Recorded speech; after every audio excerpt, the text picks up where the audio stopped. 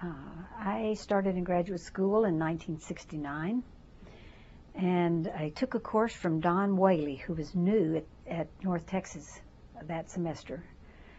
And the course I took was called Testing and Measurement. And I also took a statistics course that semester, a very good statistics course, and Don Whaley's testing and measurement course. And he never taught us anything about testing or testing, but he did teach us some interesting things about measurement and philosophy of measurement. And so I became very interested in what he had to say. And so I said, was there anything I could read that would, teach me something about this more? And he said, well, you can read my orange book. And I said, what's that? And he said, I don't remember the name of it, but it's big, it's about this big, and it's orange, and you'll see students carrying it around. So I went and got a copy of the orange book, which was an underground edition of Elementary Principles of Behavior by Whaley and Malott. It had been commissioned by Prentice Hall, and Prentice Hall read the book that Whaley and Malott produced and said, no, we don't think so. We're not going to publish it, after they had given them advances and everything. So Whaley and Malott said, well, can we have the copyright then, because we'll publish it ourselves. And so they did. And so it was an underground edition, and in the edition it says, I still have it, it's like typewritten. The pages are like typewritten, and it says, insert figure 1 here in it, but the figures aren't there. So it's just the text of the book. So I got that book, and I started reading it. But it was okay, but it didn't really get me excited about it. And that next summer, which was the summer of 1969, Don Whaley said he was going to have a seminar for students interested in reading a new book out by Skinner, and the new book was Contingencies of Reinforcement. Well, I was going to be going to California with my husband and my daughter, Bob and Brittany, and on the way out there, I read the book, and it was like conversion experience. All the world looked very different after reading that book, and I suddenly saw things for the first time. They made complete sense. Before that, it never did. So I became an immediate behaviorist upon reading Skinner, and then from then on, totally committed to doing everything I could to advance it.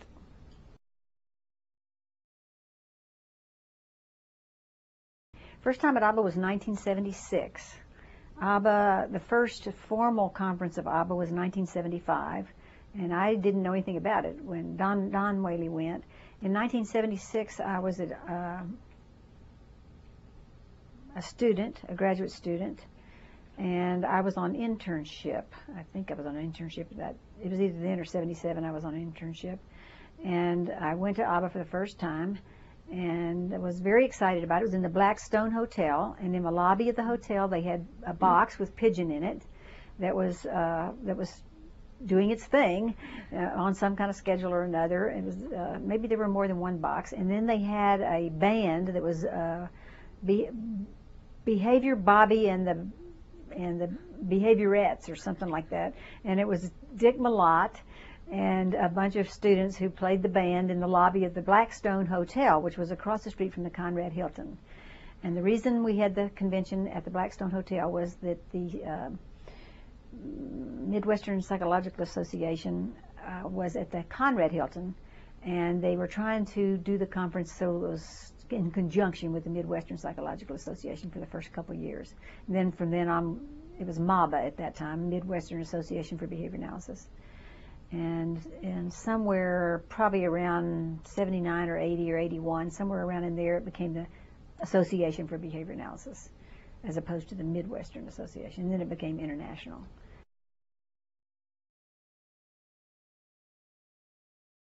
Well, it's bigger now. It's much more oriented toward applied work now. When I first started going, almost all the papers were coming out of laboratories in universities around the country. More of the, it's a much smaller organization. It was probably just, maybe 800 people or something at the beginning. And almost all the people were graduate students or academics. And there were a few people who were professionals in doing applied work, but not that many that I remember.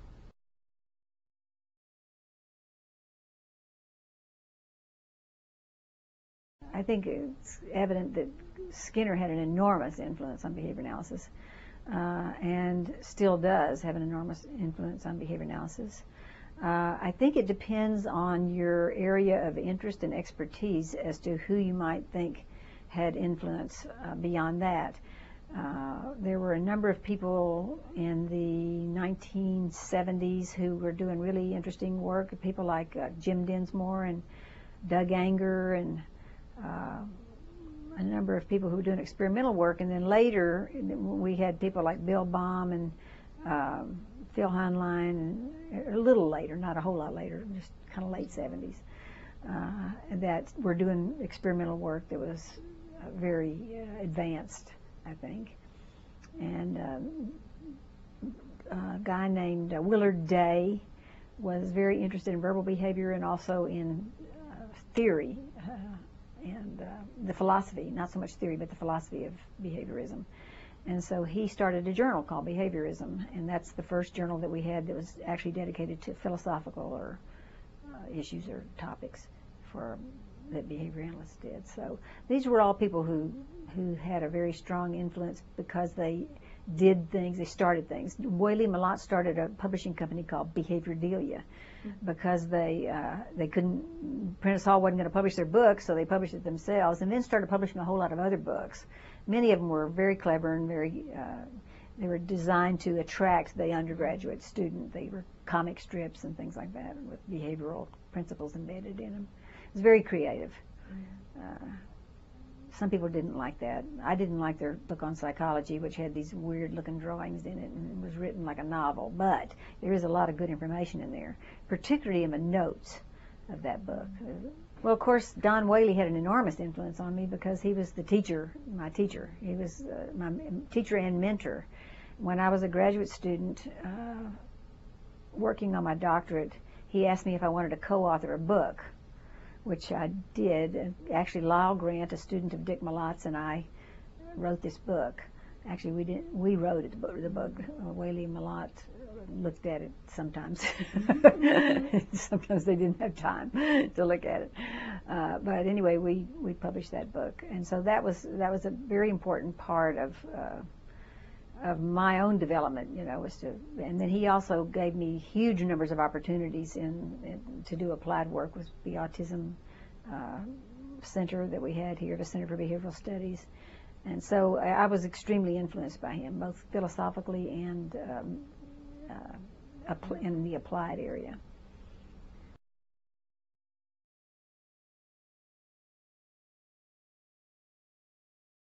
Well, one sort of, I think, typical thing that sort of typifies him is one time at one of the conferences he was eating. I don't remember why, but I was eating breakfast with him at the hotel, and he looked at the menu, and it's one of those menus that had cute little things like pancakes, flip flop or whatever, something that was kind of cute. He said, "Isn't that silly?" Put that in the menu, but I'd never thought about it, and I didn't particularly bother me, but it offended him a little. So that's. Let me mention one other thing that I think everybody who was at ABBA, who went to ABBA in the years of the 70s and the 80s, remembers very clearly the banquets, the ABBA banquets, which people paid. They had to pay a fair amount of money to get in there to the banquet, and they actually dressed up. And they went to the banquet, and if there was a head table, and the president of ABBA sat at the head table, and maybe a couple of guests, and Fred Keller and his wife, and Fred Skinner, who never brought his wife, but they sat at the head table, and they would, after everybody ate, they would do funny things. They would tell stories or do skits, or one time Skinner dressed up, but he had a fur hat on like Russian, and he got up and he spoke or tried to speak with a Russian accent, and said he was Pavlov, and he wanted to argue against this guy Skinner. And so it was very funny. Somebody must have taped it. I don't know, but ABBA doesn't have the tapes because I asked.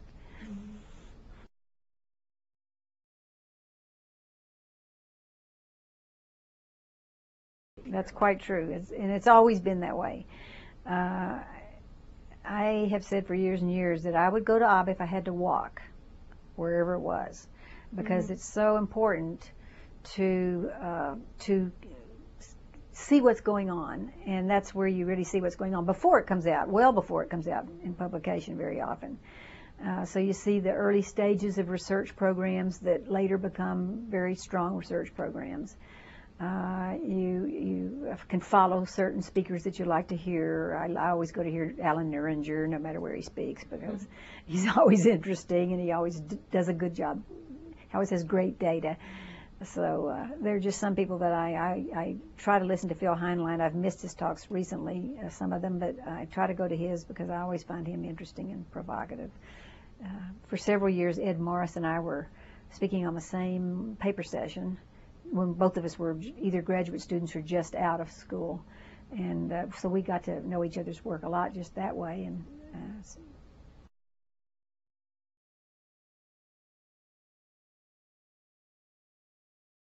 ooh, that's a really long story, but I won't tell the long story. I'll try to give the abbreviated version.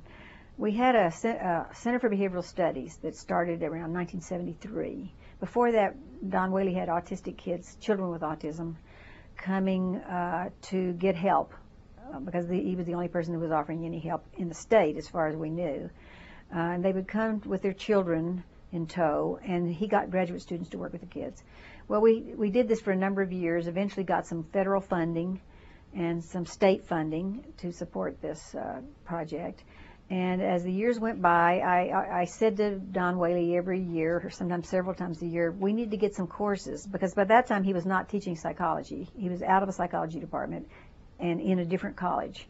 He was in the School of Community Service, not in Arts and Sciences and not in psychology. And all we had was the clinical program and the research. We did a lot of applied research and had the clinical program. And we had some other programs too, but that was the main one. And I kept saying, we need to get some courses because, you know, all we have is the practicum part of an education. We don't have any way for them to learn the important things to really understand the principles and make sure they get any academic curriculum. And so he would always tell me that, well, you can't just get a curriculum. You have to go through the coordinating board, and probably the university won't let us do that, and so forth. And then we got a new dean in 1982. It was Bill Luker. And Bill Luker wanted to come over and see what each of the units were doing that were in his school. And so I said to Whaley, well, when he comes over, can we all meet and show him kind of what we're doing and talk about the possibility of some courses? And he said, yes, okay, we can do that. And so when Bill came over, he said one of his goals was to build the academic programs in the school, because the school didn't have any. They only had 2 or 3 academic programs that were very small. So we went through this very long and arduous process over a period of a year and a half, or about a year, a little over a year, submitting proposals to the university and so forth. And eventually we got an okay on one of them, and then Don Whaley died. And so the university pulled the proposal from the coordinating board agenda. So then for the next, and by that time the autism program was gone. Everybody had got other jobs except me and Janet Ellis, and we were basically consulting and having the people who we were consulting with write their checks to the university. Mm-hmm. And so we would then deposit the checks in an account that the assistant dean had, and then that paid our salary here. But after Don Whaley died, I got on the faculty for temporarily. So some people, you put them on temporarily, and they're still there 25 years later. So, and then the next year, Janet, about a year and a half later, we got Janet on, and about a year after that, we got Cloyd on. And then from then on, it was just building. Mm-hmm. Almost from the very beginning, we got students from other states, more than we got students from Texas. Mm-hmm. I'd say more than half of our graduate students up to this date have come from outside of Texas, probably well more than half. So the fact that we had a department, people all over the country and the world started sending people here because we had a department. Mm-hmm. And it wasn't so much that we had a department as that we had a curriculum. Mm-hmm. But in order to have a curriculum, you kind of have to have a department, because if you if you have a program in somebody else's department, they want you to have their stuff in your curriculum. So, which makes perfect sense. But the first one. Yeah, it was the first one called the Department of Behavior Analysis. But before that, there was the University of Kansas Department of Human Development, which was functionally a Department of Behavior Analysis, but it wasn't called that. But for all practical purposes, that's what it was, at least for a long time. And still, perhaps, mainly, that's what it is. And then also there was a program, a degree in behavior analysis by Southern Illinois University, their rehabilitation studies department. And that was focused on rehabilitation. So it wasn't a kind of broad, generic behavior analysis program like ours is. The way ours was different is Kansas focused on development, human development and child development. The SIU focused on rehabilitation, which would be people with retardation and maybe autism, although I'm not sure they worked that much with it at that time, but mental hospitals and that sort of thing. What we did, and I think that was different from what anybody else did, was we conceptualized behavior analysis as theory, methodology, application, philosophy, as a discipline that had all of its component parts had to be represented in the curriculum. And I think that's how ours was different from anybody else's, because other people had programs that either were called behavior analysis, like SIU, or functionally were behavior analysis, and in a separate department in the case of Kansas. But it wasn't called behavior analysis, and as far as I can tell, it was not all those things. Nobody did some of the parts. They did.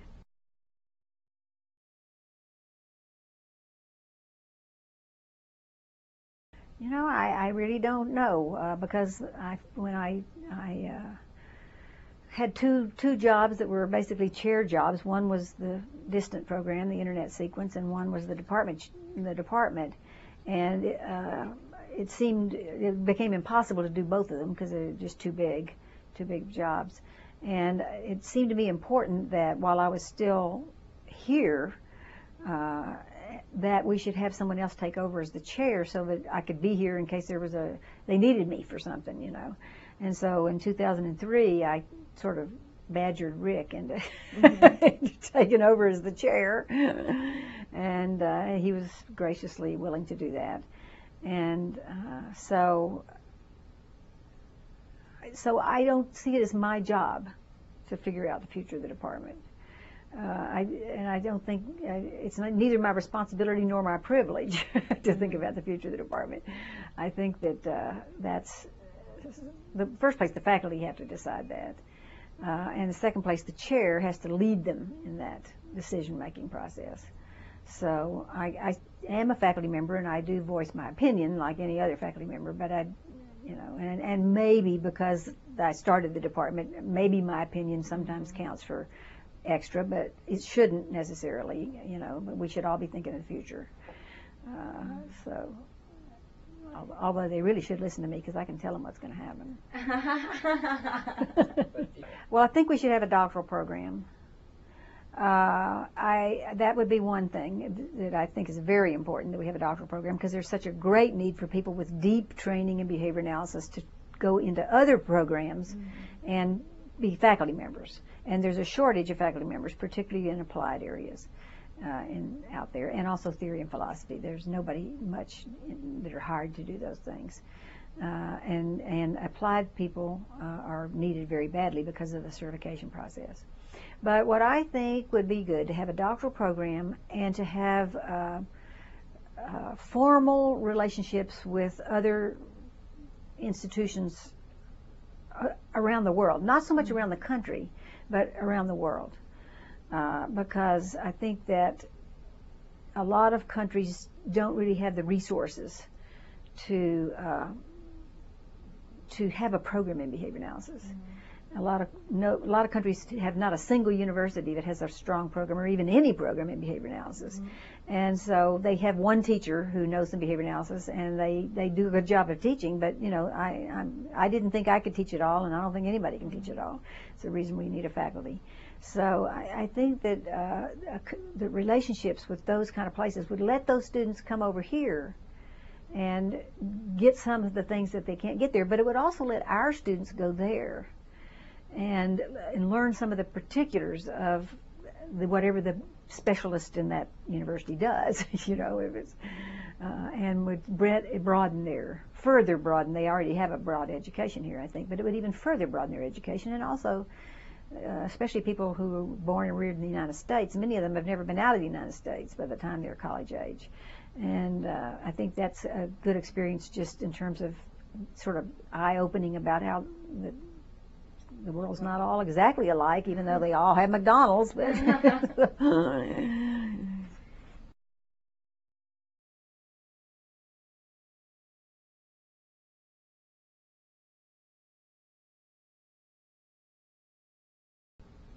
yes, I think probably people are comfortable with, the scientists are comfortable with a determinist or scientific understanding of culture. And I think that quite a few scientists in various fields have demonstrated an interest in that. However, I don't think we yet have a good set of basic principles.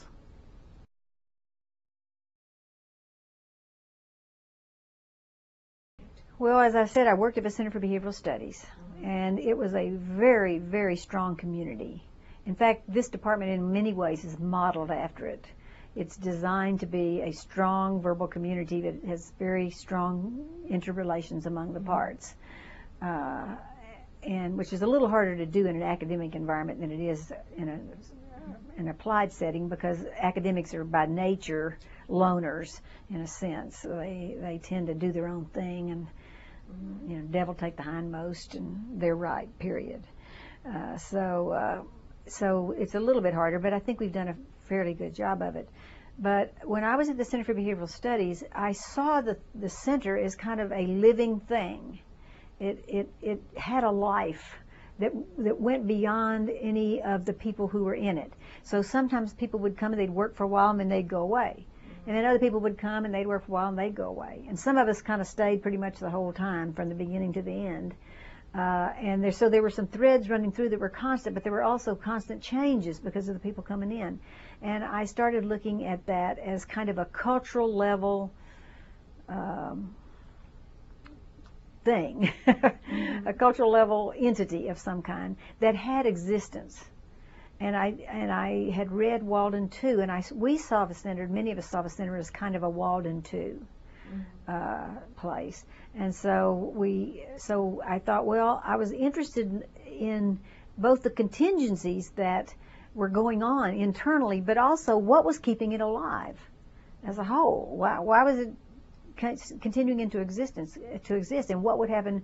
What would happen? Could happen that it would not exist? And so I came up with the notion of metacontingency, and which was there's a very preliminary notion, but it was sort of an intuitive thing, looking at this phenomenon that seemed important and very closely related to behavior, but not just behavior, but something more. Well, I kept thinking about it and kept trying, and people ask questions, and of course that is a great way to learn. Or people have critical comments, which is another great way to learn. You know, say, well, you know, and when people did that, I realized that I was not clear myself, and certainly wasn't making it clear to other people what I was trying to get to, what I was trying to deal with. And so now I realize that anytime you're dealing or trying to deal with some phenomenon in a way that hasn't been dealt with before, that a lot of people are not going to get it, so to speak, whether it's good or bad. You know, you're not going to get the idea, whether it's a viable idea or not a viable idea. Sort of the viability of it doesn't seem to be all that relevant to whether people get it. So you have a lot of people who, some people who got it very quickly, but the that they got turned out to be something different than what I kept working on. And so as I kept working on it, I kept trying to keep people in the loop with me. And some people, you know, grabbed the idea and did some other things with it, which is fine. That's what ideas are for that to happen. But So I think it's been an evolving concept, and I think all scientific concepts are concepts that are designed to address phenomena scientifically. I think they all evolve. I think the concept of the operant has evolved, and I think the concept of natural selection has evolved over the years. And so I think that's going to continue happening as we learn more, get more clear about what we're dealing with, do experiments, get the data, figure out what happened and what didn't happen, and move from there. I think the concept will continue evolving. I don't think we've got I don't think we'll ever have a complete final definition.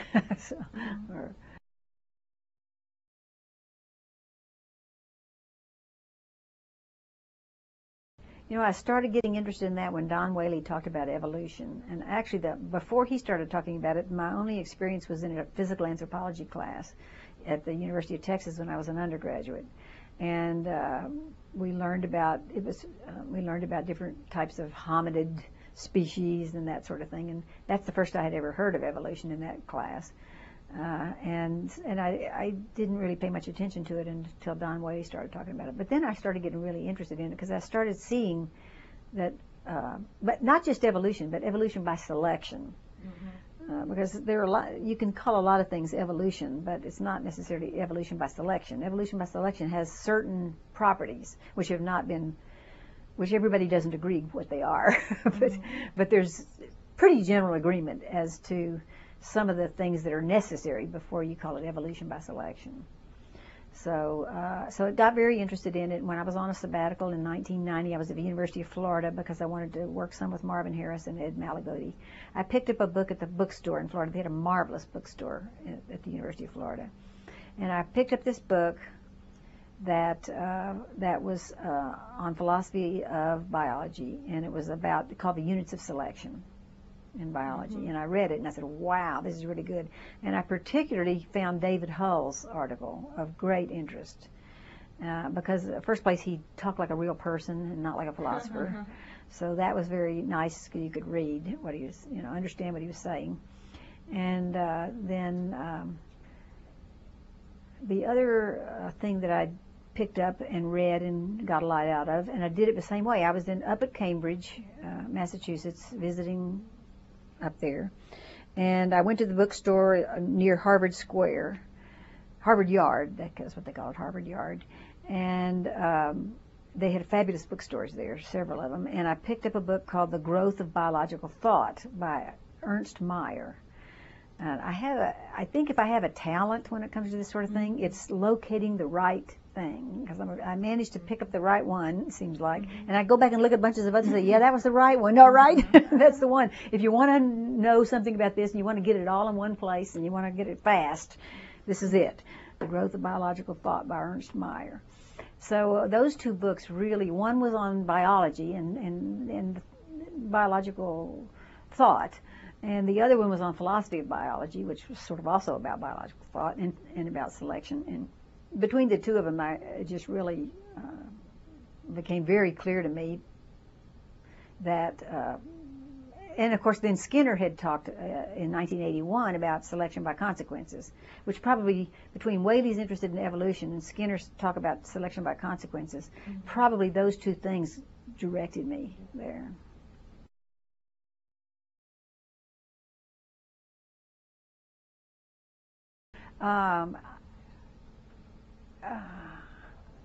I think most selectionist theory is not, it's not incompatible, but most people who talk about selection in biology do not have a systems approach. A systems approach came out of engineering, and biological theory came out of observation and, watching animals do things and look at their skeletons and whatever. And also cutting them open and seeing how they were made inside. So you had this two strands of kind of thought, one coming out of engineering systems and one coming out of biology per se, systematics. anatomy and so forth. And some people have tried to put them together. I don't know how successful that is, but it's okay, you know. And the people in behavior analysis who wanted to try to grapple with the bigger picture, like businesses and organizations, they grabbed onto systems theory, which was a good thing to grab on because it was out there. Now, then I came up with this metacontingency thing, and some of them grabbed onto that. And then some of them are trying to figure out how to put it together, like Maria Malott. You know, it's like, okay, we got this selection thing here, we have this system thing here, and it's not impossible because the biologists themselves sometimes take a systems approach, but it's usually more in ecology than it is evolutionary biology. And this is something that I'm very interested in and trying to figure out, and that is how is an ecological approach, which really deals with the content of things, somehow related to the evolutionary approach, which is dealing with the process by which things change. And yet they're integrated, because in an ecological system you have evolution going on within that system. So there's some relation there, but I haven't figured out exactly what it is.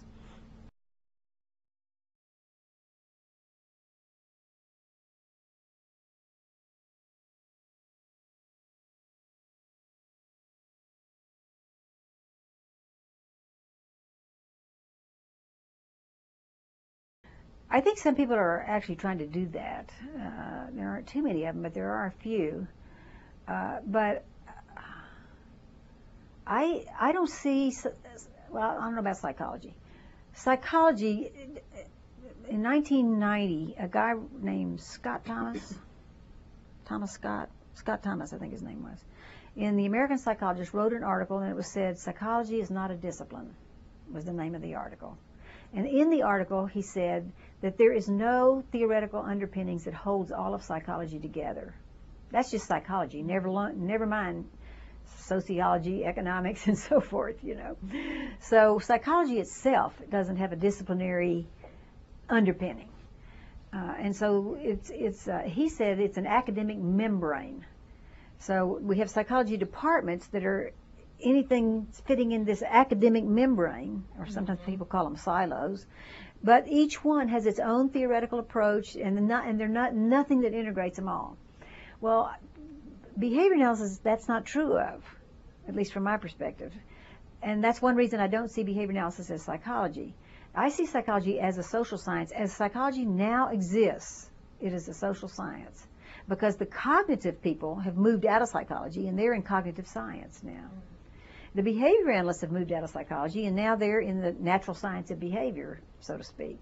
And so one of the ways of redrawing the sort of conceptual boundaries would be to sort of have groups of sciences that include, number one, the physical sciences, which would be physics and chemistry and astronomy and those, and then geology. Then you have the life sciences, which would include biology, behavior analysis, I'm not sure what else. Then you have the social sciences, which would include most of psychology. And in the life sciences, you might have cognitive science too. Cognitive science, behavior analysis, and I'm not sure quite where the cognitive science fits. But then you'd have the social sciences, which would be economics, sociology, anthropology, cultural anthropology. Physical anthropology is back down here somewhere else, probably with the life sciences, with biology. And so you have those three kind of domains. Well, if you have those three domains, then, and you're looking at selections, then the first domain, there's no selection by consequences. But in the life sciences, there is selection by consequences. And many of those cognitive people are very interested in selection by consequences, although they don't see it as behavior. They usually look at the consequences doing the selecting as natural selection, the cognitive sciences. So they're saying, we have these brains that work this way because of natural selection in some sense or another. So, and then the social sciences are now beginning to get onto this selectionist notion. And so you have people in a number of people, like in cultural anthropology, who are trying to look at cultural, the way people interact in cultures in some way or another, in terms of, again, natural selection. I think the biggest problem that in doing a unified approach is that the people who want to do it, and there are some, don't understand the role of behavior and operant behavior. They don't understand the role of operant consequences in the whole big picture, and so they're trying to link processes of natural selection and biological processes with the cultural things. They're trying to link them together. I have a Venn diagram, I think you saw it at Sayaba, that shows there's overlap between those two things. But in order, if we're ever going to be able to actually have a unified theory, those are going to have to be pushed apart, and we're going to have to put operant behavior in there, because that's the link between natural selection and cultural selection, whatever that is.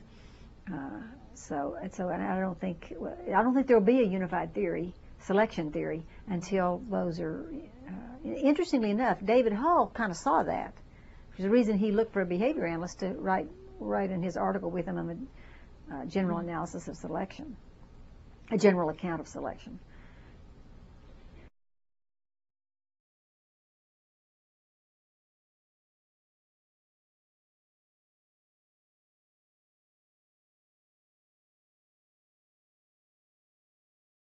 I think it's already happening, but interestingly enough, it's happening on the fringes. And maybe that's where it always happens. Maybe it always happens on the fringes, because the people who are in the middle, who have solid situations, so to speak, they are highly motivated to keep things the way they are.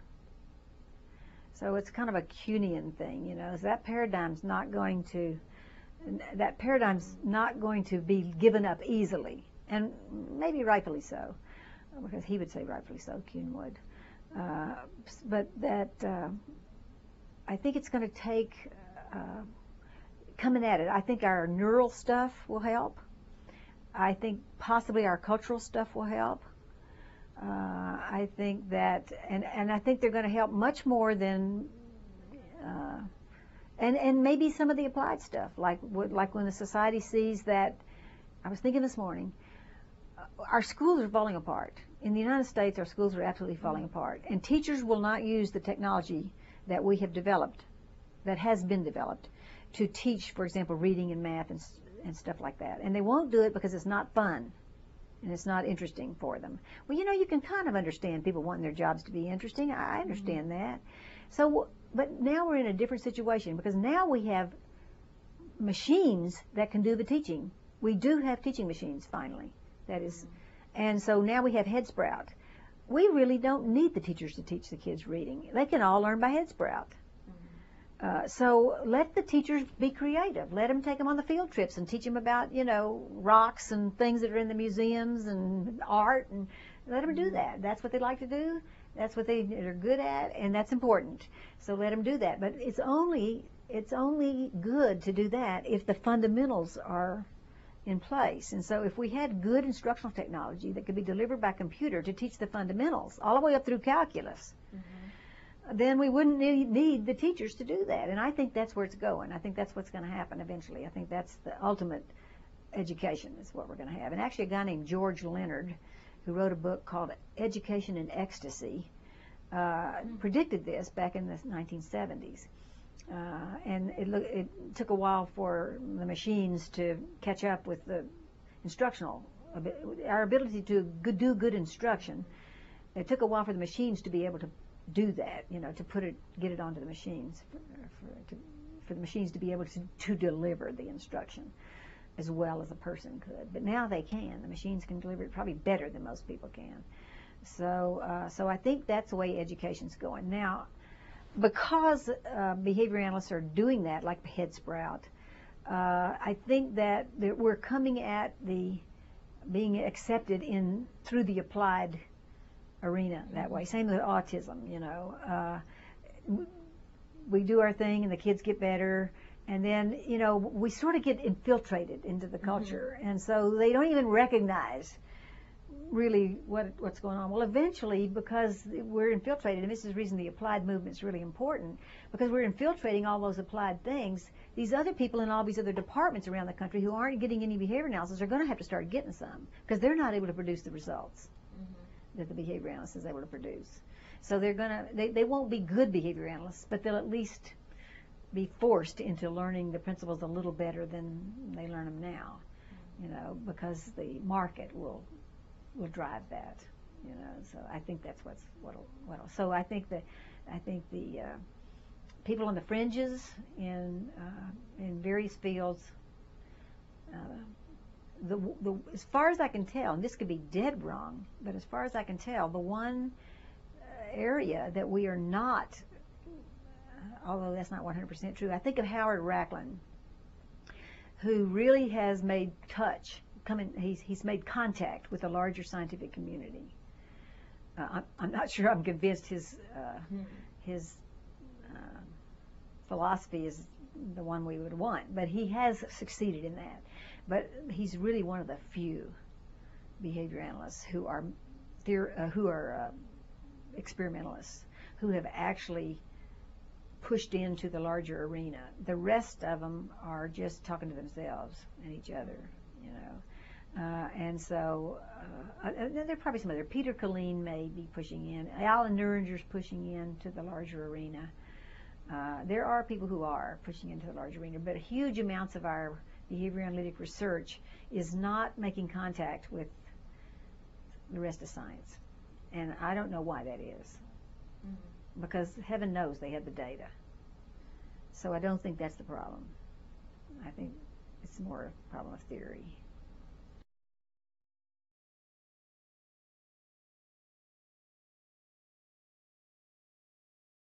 Well, of course, once you're a behavior analyst, a true blue, dyed-in-the-wool behavior analyst, you use behavior analysis in anything you do, because you're constantly dealing with behavior. And so I don't do it very systematically. It's just what I do. You know, it's the way I deal with everything, classes and everything else. I don't, when I do the distant courses, I systematically use the technology. But in classes on the campus, I have rules, like get the students to respond as much as possible. Because my perspective tells me if they're not responding, they're not learning. Okay, so they need to be responding as much as possible, and in as many formal topographies as possible. Written responses, vocal responses, systematic, off-the-cuff responses, formally constructed responses like papers, in as many different ways as they can. Now, one of the things that instructors have to wrestle with all the time is, what do you want the students to get out of this? Do you want them to, you have two options. Many times the option is to have them read 56 articles in the semester, or maybe 60 articles, or 3 books and 40 articles in the semester. Or you have them read 15 articles. Now, if they're reading 60 articles, I want to know what they're getting out of those 60 articles. And so I think some of them will get a lot out of those 60 articles, and some of them will get very little out of those 60 articles. And so the question is who are your students? And so my answer has been, for our students at the master's degree level, I don't have them read the 60 articles. I have them read the 15 articles, because I want to make sure that they're really grappling with this material and not just sort of reading it and moving on to something else. And the only way I can be sure of that is to spend time interacting with them about the articles. And so, they could read a bunch more, but then they probably wouldn't read this one as well, and they wouldn't be able to talk about it. So at the master's level, and given the students that we typically have, our typical students, that is the choice I made. If I had a doctoral program, I would probably go the 60 article route, You know, if I was teaching a doctoral course, like theory and philosophy, I'd probably have them just read a couple of books and a whole bunch of articles. But here, I think that I'd rather have them get some of the basics, the basic philosophical. And you don't expect a master's degree student, because most master's degree students will not go on for a PhD. They don't want to go on for a PhD. They can do what they want to do without a PhD. And that's smart, because if you don't need a PhD, don't get one because it's very expensive. And if you don't need it, you're overqualified for what you're going to do. So it really depends on what people want to do. But if I were teaching students who were going to be going out and teaching other students, then I would have a much different approach to what I taught them, not how I taught them. I'd probably do that the same way. So the behavior analyst, unless you're dealing with rats or pigeons in the lab, and even those folks, to some extent, are dealing with people. And when you're dealing with people, you can do it a lot better if you care about them.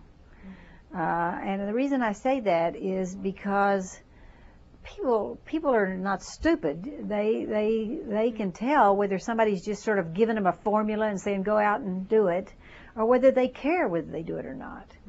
They care whether the person stops, cutting themselves, or they care whether the person stops, overindulging in alcohol and destroying his family or her family or whatever. They really care about the people. And so if there's some level of caring not there, it's hard to do a good job, I think, and it's certainly in the applied area. Not impossible, and there's probably a lot you can do even if you don't care, but you can do more if you do care. Then you have caring about behavior analysis as a whole.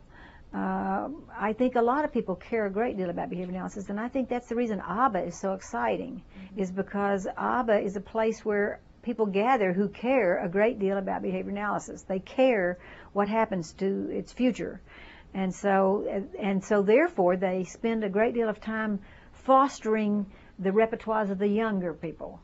They spend a lot of time talking just informally to the young. They go to their posters and they ask them questions, and they make suggestions, and then they chat with them in the halls, and they go do things. Go out for a drink or whatever they do. Go to the dance or whatever.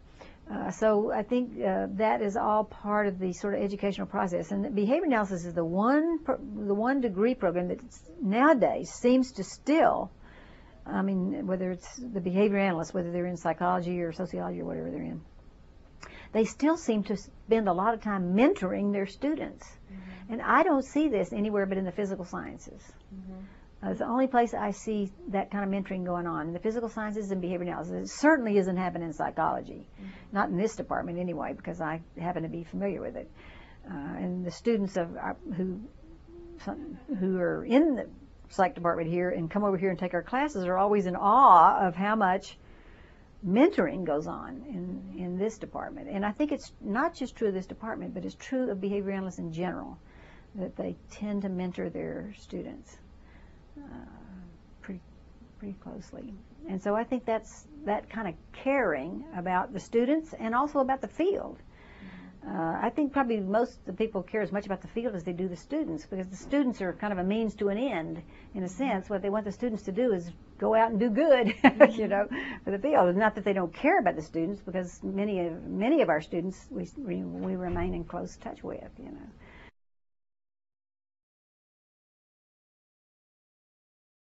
Oh, yeah, I was a completely different person. And well, Don Whaley also had an extremely powerful impact on me, because he just was such a person who cared about people so deeply, and he showed that he cared about them.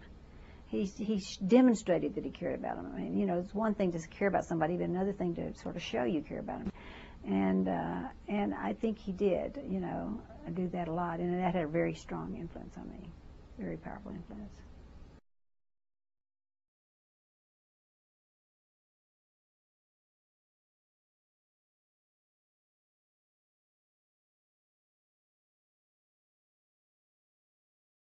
Actually, I think about it quite a bit. my personal mission it was, once I discovered behavior analysis, was to do everything I could to do my little part to advance it. And so I thought about the ways you can advance behavior analysis. And you can advance behavior analysis by doing research. You can advance behavior analysis by teaching other people to be behavior analysts. You can advance behavior analysis by writing articles and that go beyond your students, that speak to people beyond your students. You can advance behavior analysis by starting behavior analytic associations like TXABA or ABA or stuff like that, or by starting departments or programs in behavior analysis wherever you happen to be. So all of those ways are ways you can advance behavior analysis, and there are probably a number of others as well. So since my mission was to advance behavior analysis, what I've done is, as I've gone through my career, when an opportunity comes up, and there are opportunities all the time, it's too many opportunities, way too many opportunities, because you can't possibly do everything. This is a little bit like what we were talking about in the lab. You can't do everything. You have to pay your money and take your choice. So when opportunities come up, my first question is will this advance behavior analysis? And my second question is if it might or has a good chance of advancing behavior analysis, do I have to give something else up to do it? And if so, does that advance behavior analysis more than this? or I don't want to say advanced behavior analysis, because obviously none of us individually advance behavior analysis, but all of us can do things that contribute to the advancement of behavior analysis. So that's how I deal with that. Because ever since I've been here, it's like when I was first here, Dean Luker wanted me to do all these various things that he wanted me to do to, and I kept doing what I had to do to keep him happy. But I didn't want to do all of those, because if I did all of those, I would not be able to develop the department. My energy would be going doing those things, He wanted to do it now. He wanted me to empty the ocean with a bucket. He wanted me to go out and use my behavior analytics skills to help these people. And I'm saying, yes, that's good, and I'll do what I can. But if I spend all my time doing that, I won't be teaching other people to help these people. Mm-hmm. And that's what I knew. There was more bang for the buck in teaching other people to help the people than in doing it myself. Mm-hmm. And so that's the reason I do very little clinical work, because I recognized a long time ago it's emptying the ocean with a bucket, And now that's okay if your goal is, if the mission is to help those people. If that's what you want to do, is help those people. But my mission was to contribute to advancing behavior analysis. So I could contribute to advancing behavior analysis by helping those people, but not nearly as much as I could by having a program in behavior analysis and a department in behavior analysis. And so that's how my sort of metric for deciding what I should do and what I should not do on any given year or any given month or even day. Now sometimes you have to do things that don't. They don't contribute to the advancement of behavior analysis at all, because you have a job and you're getting paid, and so you have to do a bunch of things that don't particularly advance behavior analysis. That only leaves some time to advance behavior analysis.